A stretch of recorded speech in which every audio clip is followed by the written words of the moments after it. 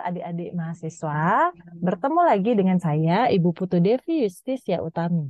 Saya adalah salah satu dosen pengajar pada mata kuliah Hukum Perbankan di Fakultas Hukum Universitas Udayana. Pada video pembelajaran kali ini, kita akan mempelajari mengenai penyelesaian kredit bermasalah. Setelah pada pertemuan-pertemuan sebelumnya, adik-adik telah mempelajari video pembelajaran mengenai kredit, analisa kredit, dan tata cara proses pengajuan kredit. Pada video pembelajaran kali ini, kita akan mempelajari mengenai penyelesaian kredit bermasalah. Izinkan saya untuk share screen terlebih dahulu.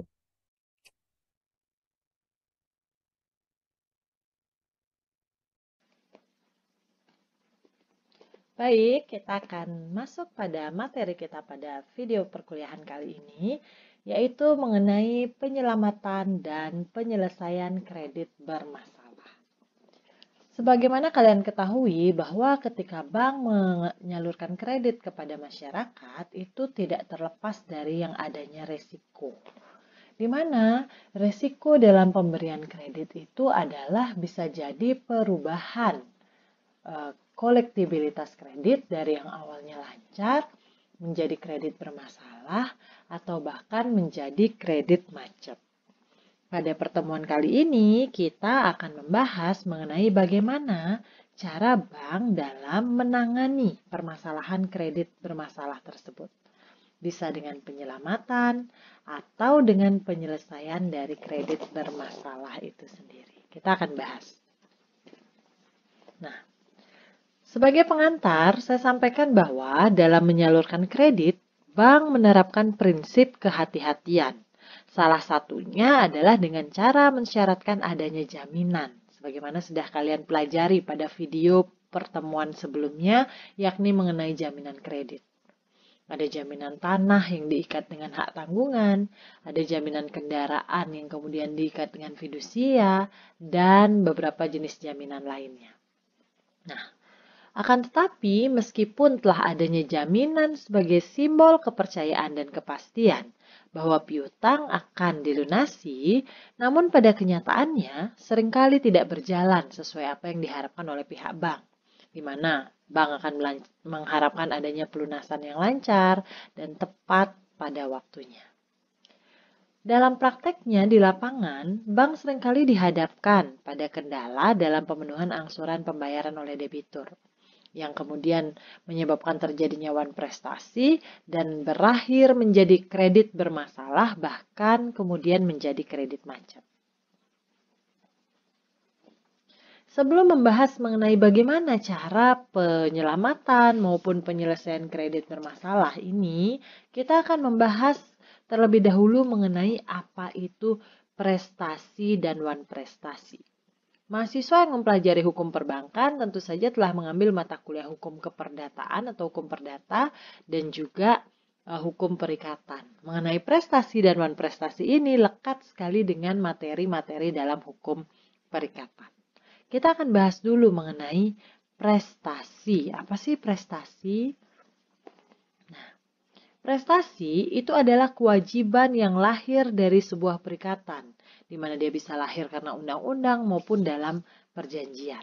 Dalam hukum kontrak atau hukum perjanjian itu sendiri, prestasi adalah pelaksanaan hal-hal yang tertulis dalam kontrak oleh pihak yang mengikatkan diri dengan kontrak yang bersangkutan. Apabila dalam skup hukum perbankan dalam hal perjanjian kredit, maka yang menjadi prestasi adalah segala sesuatu yang harus dilaksanakan sesuai dengan perjanjian kredit yang disepakati oleh pihak bank dengan pihak debiturnya. Jadi, prestasi adalah segala sesuatu yang harus dijalankan oleh para pihak, dalam hal ini adalah pihak bank dan pihak debitur dalam perjanjian kreditnya. Lawan dari prestasi itu sendiri adalah adanya wan prestasi. Apa itu wan prestasi? Kebalikan dari prestasi, kalau wan prestasi itu adalah suatu keadaan di mana salah satu pihak, yaitu si berutang atau debitur, tidak melakukan apa yang diperjanjikan. Bentuk-bentuk wan prestasi itu sendiri adalah tidak melaksanakan prestasi sama sekali, melaksanakan prestasi tapi terlambat, melaksanakan perbuatan yang tidak seperti yang diperjanjikan, serta melakukan sesuatu yang dilarang oleh perjanjian. Bentuk wan prestasi dalam perjanjian kredit misalnya adalah ketika para pihak telah menandatangani perjanjian kredit, kemudian fasilitas kredit telah dicairkan oleh pihak bank. Di situ ada kewajiban, ada prestasi berupa pembayaran angsuran, pokok dan bunga setiap bulannya oleh pihak debitur. Nah, namun ada kondisi-kondisi di mana ternyata debiturnya melakukan wan prestasi. Seperti apa bentuknya? Misalnya, tidak melaksanakan pembayaran angsuran sama sekali sejak dicairkan. Itu sudah jelas-jelas wan prestasi. Kemudian yang kedua, melaksanakan prestasi tapi terlambat, di mana seharusnya pembayaran angsuran pokok dan bunga dilakukan setiap tanggal 1 pada setiap bulannya, namun ternyata melakukan pembayaran tetapi terlambat, yaitu dibayar di tanggal 15, gitu sebagai contohnya. Itu sudah dikatakan wan prestasi. Kemudian yang ketiga, melaksanakan perbuatan tidak seperti yang diperjanjikan. Jadi, ketika diperjanjikan tujuan fasilitas kredit ini adalah untuk pinjaman modal kerja, tetapi rupanya dipergunakan untuk pinjaman, dipergunakan untuk kebutuhan investasi. Jadi tidak sesuai dengan apa yang diperjanjikan. Dan yang keempat, contohnya adalah melakukan sesuatu yang dilarang oleh perjanjian. Ini maksudnya gimana nih? Nah, ketika debitur dan pihak bank menandatangani perjanjian kredit, maka di situ akan ada hak dan kewajiban. Salah satu contohnya berkaitan dengan jaminan, misalnya adalah pihak debitur dilarang untuk menyewakan jaminan kepada pihak ketiga tanpa persetujuan pihak bank. Begitu kewajibannya, begitu prestasinya yang harus dilakukan. Tapi rupanya debitur dia menyewakan jaminan atau benda yang telah dijaminkan kepada pihak ketiga tanpa persetujuan dari pihak bank. Sehingga dikatakan sudah melakukan wan prestasi berupa melakukan sesuatu yang dilarang oleh perjanjian. Seperti itu ya, itu wan prestasi. Selanjutnya, ternyata dari jenis-jenis atau bentuk-bentuk wan prestasi itu mempengaruhi kualitas kredit yang beresiko menjadi kredit bermasalah. Nah, kita harus tahu nih, seperti apa kriteria kredit atau kolektibilitas kredit untuk dapat dikatakan dia bermasalah. Jadi kolektibilitas kredit itu diatur dalam POJK nomor 40 tahun 2019 tentang kualitas aset bank umum. Dalam POJK tersebut dijelaskan mengenai kualitas kredit perbankan. Ya, ada yang lancar, ada dalam perhatian khusus, ada yang kurang lancar, ada yang diragukan, dan terakhir dia macet. Sekarang kita akan bahas satu persatu. Kapan suatu kredit dikatakan lancar, kapan dikatakan dalam perhatian khusus, kapan dikatakan kurang lancar, diragukan, bahkan macet. Suatu kredit dikatakan dalam kolektibilitas lancar apabila pembayaran kewajiban pokok dan bunga dilakukan tepat waktu, serta tidak ada tunggakan dan sesuai dengan perjanjian kredit yang telah disepakati dalam perjanjian kredit. Jadi ketika dikatakan lancar, maka dia dalam kondisi tidak pernah melakukan tunggakan karena pembayaran kewajiban pokok dan bunganya dilakukan tepat waktu dan sesuai dengan perjanjian kreditnya.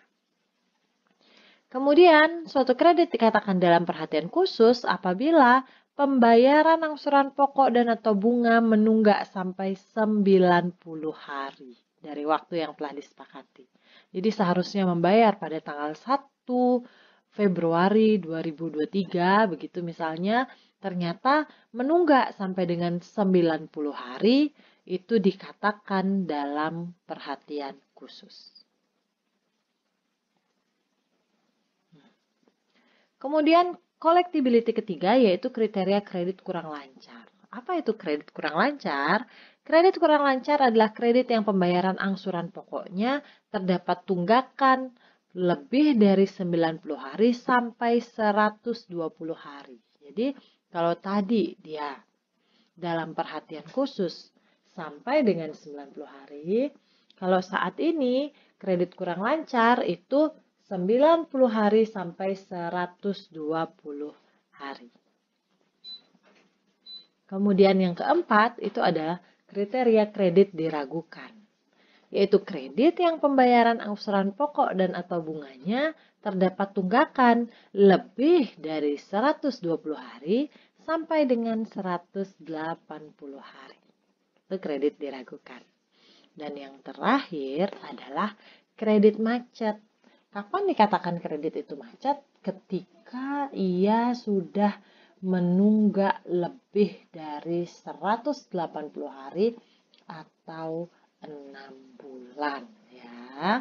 Mudah-mudahan bisa dipahami. Jadi, jenis-jenis kriteria kredit itu ada yang lancar, ada yang dalam perhatian khusus kalau melampaui 90 hari, ada yang kurang lancar 90 hari sampai 120 hari, ada yang diragukan 120 hari sampai 180 hari dan dikatakan macet apabila sudah menunggak lebih dari 180 hari. Mudah-mudahan bisa dipahami.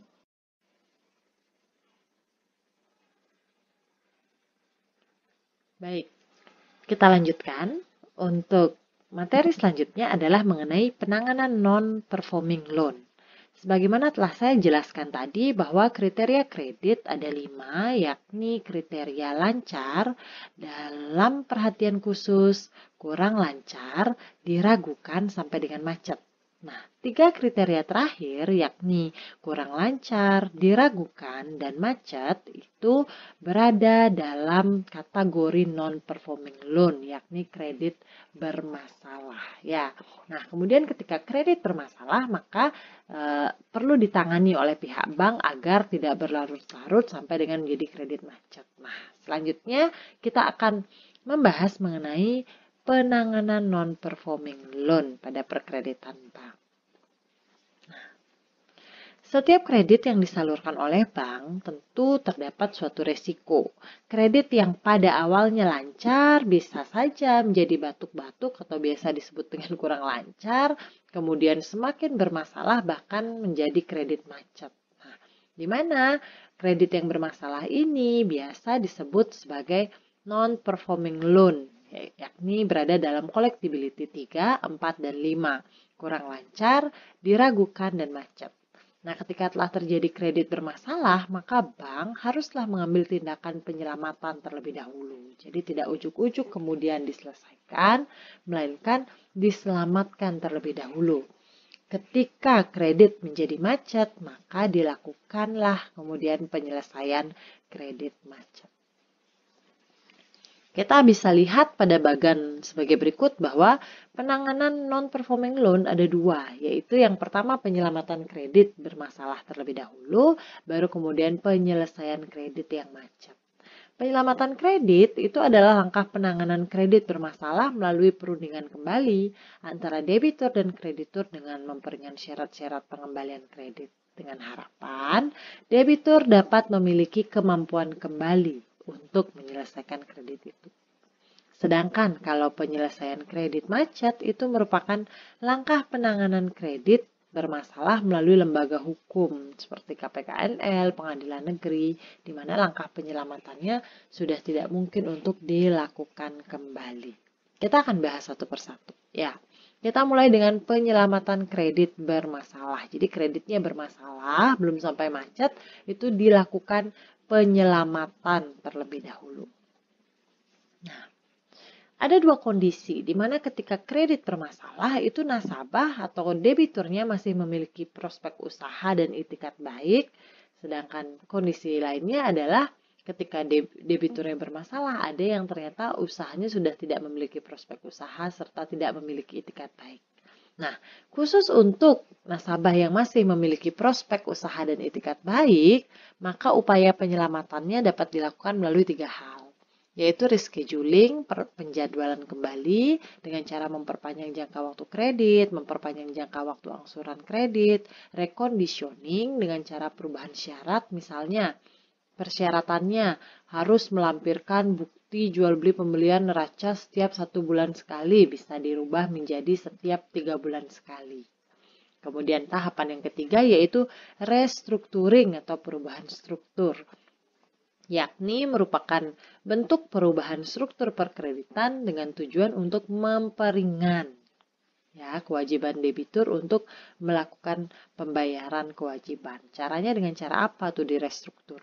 Dengan penurunan suku bunga kredit, dengan perpanjangan jangka waktu, dengan pengurangan tunggakan pokok kredit, dengan pengurangan bunga, bisa ditambahkan fasilitas kreditnya, serta dikonversi kreditnya menjadi penyertaan modal sementara. Seperti itu ya. Jadi ketika debitur masih memiliki prospek usaha serta etikat baik, upaya penyelamatan kredit bermasalahnya bisa dengan rescheduling, reconditioning, dan restructuring. Penjadwalan kembali, perubahan persyaratan, dan perubahan struktur. Untuk saat ini dasar hukumnya ada di POJK nomor 40 tahun 2019 tentang kualitas aset bank umum. Nah, selanjutnya, ketika kondisi debitur ternyata kurang memiliki prospek usaha dan kurang memiliki etikat baik, namun perlu diselamatkan karena kreditnya belum macet, upaya penyelamatan kredit bermasalah yang dapat dilakukan adalah dengan novasi, subrogasi, dan likuidasi. Apa itu? Kita akan bahas satu persatu. Kita mulai dengan novasi. Ya, novasi itu adalah pembaharuan hutang yang dilakukan berdasarkan kesepakatan kedua belah pihak dengan menghapus utang lama dan menggantinya dengan utang baru. Maksudnya gimana? Debitur punya utang 1 miliar, kemudian dihapuskan utangnya diganti dengan utang baru. Bisa saja dengan cara novasi objektif, maksudnya ada take over dari bank lain, itu berdasarkan inisiatif dari debitur. Jadi awalnya kreditnya 1 miliar di bank A, kemudian bermasalah, akhirnya di take over oleh bank lain sehingga dihapuskanlah utang lama, namun muncul utang baru di bank yang berbeda. Itu novasi objektif. Kemudian novasi subjektif itu adalah penggantian debitur lama dengan debitur baru. Misalnya, sekarang yang kemudian menjadi peminjam adalah Bapak A. Kemudian karena yang bersangkutan mengalami kredit bermasalah, akhirnya dilakukanlah novasi subjektif, di mana kemudian yang menjadi peminjamnya adalah orang tuanya dan pihak-pihak yang memiliki hubungan hukum dengan si debitur lama. Jadi ada novasi subjektif. Tujuannya apa? Karena hutangnya diperbaharui, diharapkan debitur dapat memiliki kemampuan bayar untuk melunasi kredit yang sudah bermasalah. Gitu ya. Itu novasi. Selanjutnya adalah subrogasi. Apa sih subrogasi gitu ya? Subrogasi adalah penggantian kedudukan kreditur oleh pihak ketiga. Kalau novasi tadi debiturnya yang berubah gitu ya, yang diperbaharui utangnya, debitur yang diganti. Kalau subrogasi krediturnya yang berubah. Ya, di mana subrogasi adalah penggantian kreditur oleh pihak ketiga dalam perjanjian akibat adanya pembayaran yang dilakukan oleh pihak ketiga atas hutang debitur. Nah, dengan adanya subrogasi, itu tidak menandakan terjadinya pembebasan hutang. Tujuannya adalah untuk menggantikan kedudukan kreditur. Contohnya, dalam dunia nyata itu pada kredit usaha rakyat, KURYA, ada yang namanya tindakan subrogasi, di mana ketika debitur pinjam kredit di bank ABC, kredit usaha rakyat, nah, ketika terjadi wan prestasi, maka ada pihak ketiga yang melunasi dan menggantikan posisi si kreditur. Dalam hal ini misalnya Askrindo, Asuransi Kredit Indonesia, Jamkrindo, Jaminan Kredit Indonesia, atau Jamkrida, Jaminan Kredit Daerah. Jadi krediturnya yang awalnya adalah Bank ABC digantikan oleh pihak lain yang sudah membayarkan. Jadinya ketika kita awalnya berutang kepada Bank ABC, karena terjadi subrogasi, diganti kedudukan krediturnya, maka kita jadi berhutang kepada pihak lain. gitu ya. Dan yang terakhir adalah likuidasi. Apa likuidasi? Nah, itu adalah pencairan dan penjualan barang jaminan di luar pelelangan umum. Jadi ketika debitur bermasalah, jaminannya marketable, pihak bank memberikan kesempatan silahkan dijual di bawah tangan terlebih dahulu jaminannya. Sehingga bank tidak perlu melakukan lelang. Harapannya ketika benda jaminan terjual, pihak debitur mampu untuk melakukan pelunasan utang.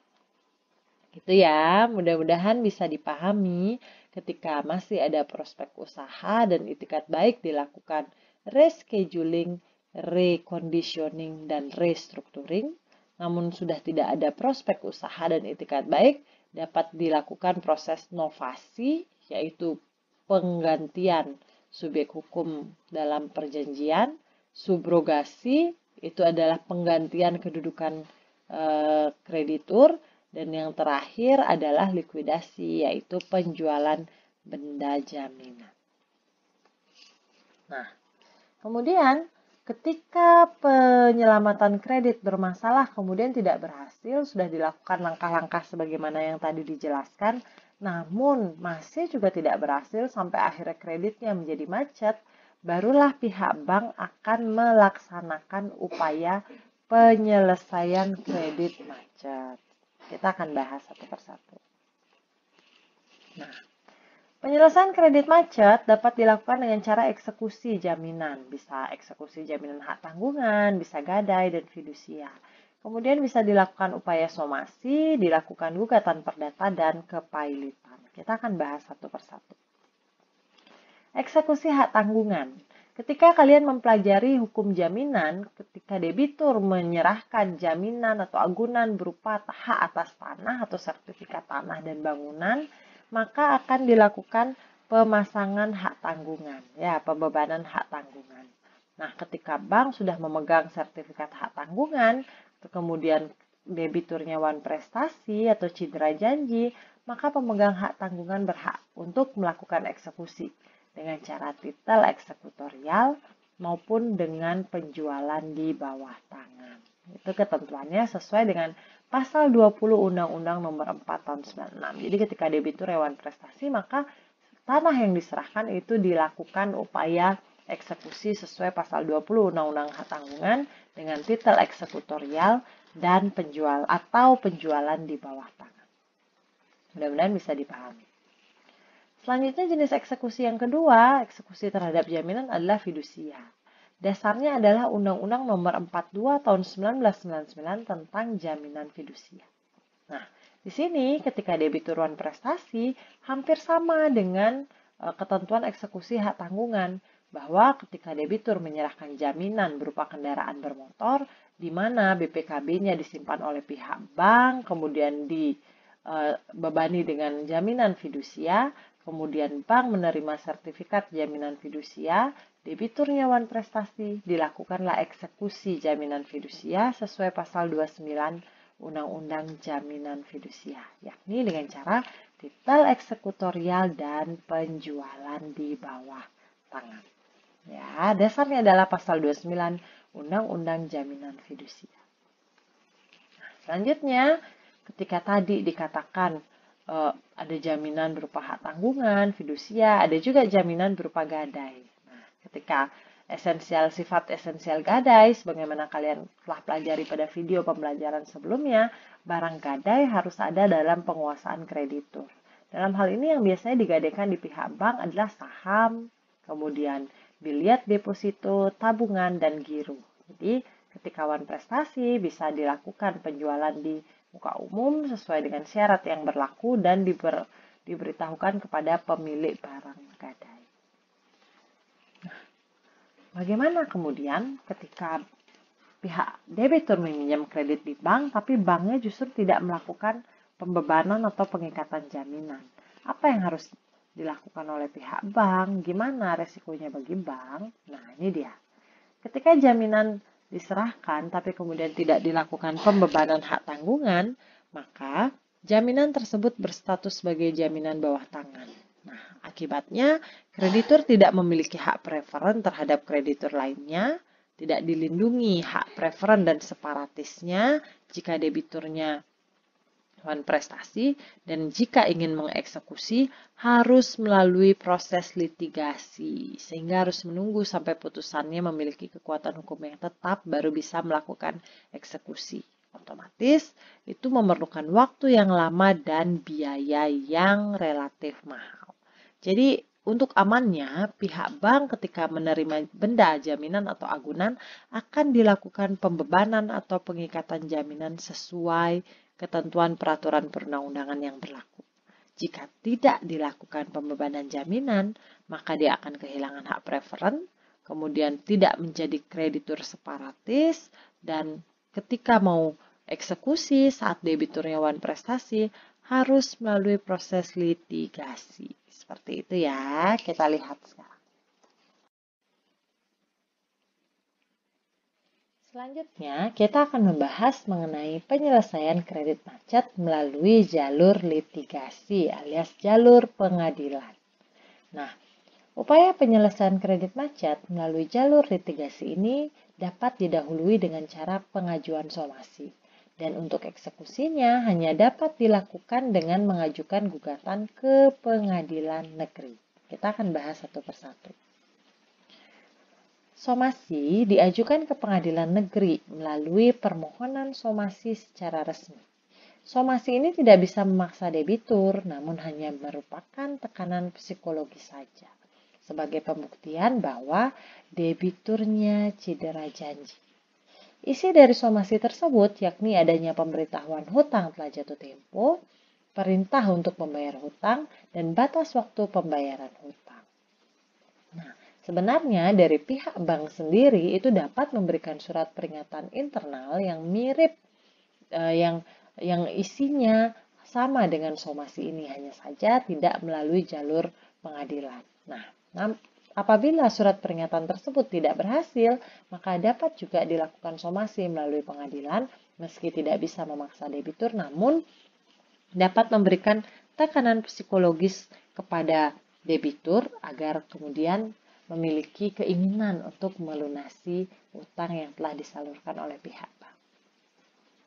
Apabila upaya somasi tidak berhasil, maka dapat dilakukan gugatan perdata, diajukan ke pengadilan negeri dengan surat gugatan. Tujuannya untuk apa? Untuk dapat mendapatkan perlindungan hukum atas hak yang bisa ditagih secara paksa. Kemudian, untuk mendapatkan kepastian hukum melalui putusan ke pengadilan, dan putusan pengadilan tersebut dapat menjadi dasar untuk pengajuan lelang atas benda jaminan, khususnya benda jaminan yang tidak dilakukan pengikatan atau pembebanan jaminan. Kemudian apabila upaya gugatan melalui pengadilan tidak berhasil, eksekusi tidak bisa dilakukan, upaya yang dapat dilakukan oleh pihak bank adalah salah satunya dengan pengajuan pilot. Pilot merupakan sita umum atas semua kekayaan debitur yang pengurusan dan pemberesannya dilakukan oleh kurator. Bank dapat mengajukan permohonan pilot dengan syarat yang pertama ada hutang, kemudian minimal satu hutang tersebut memang telah jatuh tempo. Yang ketiga, minimal satu hutang dapat ditagih, krediturnya lebih dari satu, syarat pembuktiannya jelas, dan diajukan ke pengadilan niaga. Baik, demikianlah upaya penyelesaian kredit macet, di mana kalian sudah mempelajari bahwa penanganan kredit bermasalah atau non-performing loan itu diawali dengan upaya penyelamatan kredit terlebih dahulu. Ketika itu tidak berhasil, maka kemudian dilanjutkan dengan upaya penyelesaian kredit macet. Demikian video perkuliahan kali ini, materinya mudah-mudahan dapat bermanfaat bagi adik-adik mahasiswa. Sampai jumpa pada video pembelajaran selanjutnya. Dadah!